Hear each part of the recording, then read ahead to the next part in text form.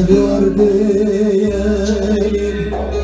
ben böyle yara, ben böyle yara.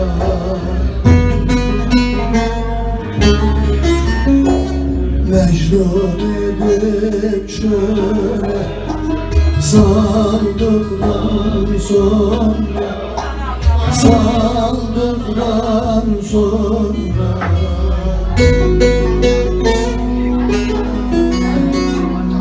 alemin bağrında bülbülleri giden benim gülüm solduktan sonra, solduktan sonra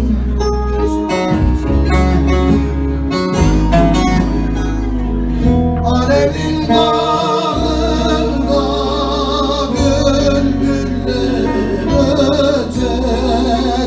nidem benim gülüm solduktan sonra, solduktan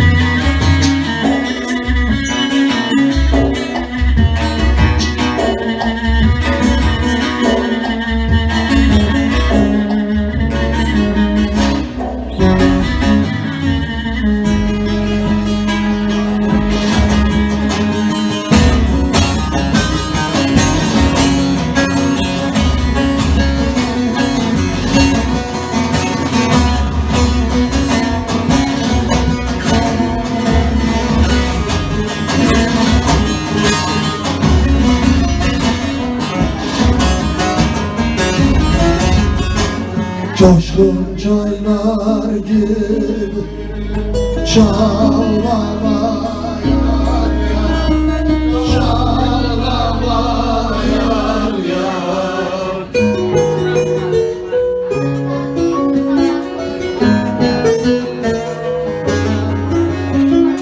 Gönlünü gönlüme bağlamayan yar, bağlamayan yar.